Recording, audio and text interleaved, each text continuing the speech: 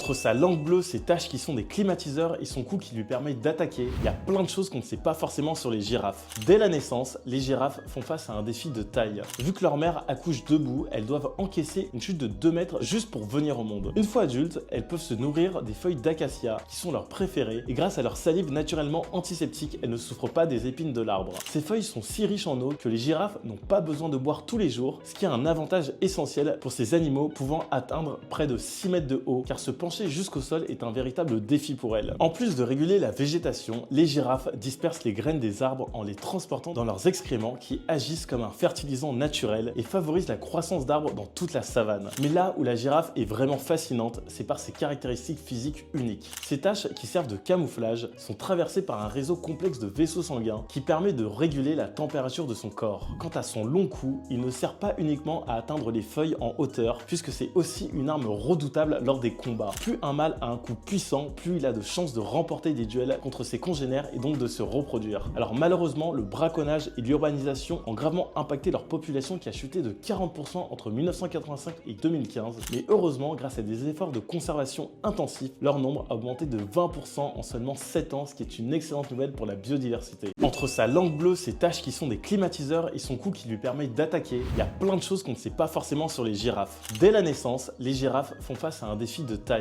Vu que leur mère accouche debout, elles doivent encaisser une chute de 2 mètres juste pour venir au monde. Une fois adultes, elles peuvent se nourrir des feuilles d'acacia qui sont leurs préférées et grâce à leur salive naturellement antiseptique, elles ne souffrent pas des épines de l'arbre. Ces feuilles sont si riches en eau que les girafes n'ont pas besoin de boire tous les jours, ce qui a un avantage essentiel pour ces animaux pouvant atteindre près de 6 mètres de haut, car se pencher jusqu'au sol est un véritable défi pour elles. En plus de réguler la végétation, les girafes dispersent les graines des arbres en les transportant dans leurs excréments qui agissent comme un fertilisant naturel et favorisent la croissance d'arbres dans toute la savane. Mais là où la girafe est vraiment fascinante, c'est par ses caractéristiques physiques uniques. Ces taches qui servent de camouflage sont traversées par un réseau complexe de vaisseaux sanguins qui permet de réguler la température de son corps. Quant à son long cou, il ne sert pas uniquement à atteindre les feuilles en hauteur, puisque c'est aussi une arme redoutable lors des combats. Plus un mâle a un coup puissant, plus il a de chances de remporter des duels contre ses congénères et donc de se reproduire. Alors malheureusement, le braconnage et l'urbanisation ont gravement impacté leur population qui a chuté de 40% entre 1985 et 2015. Mais heureusement, grâce à des efforts de conservation intensifs, leur nombre a augmenté de 20% en seulement 7 ans, ce qui est une excellente nouvelle pour la biodiversité.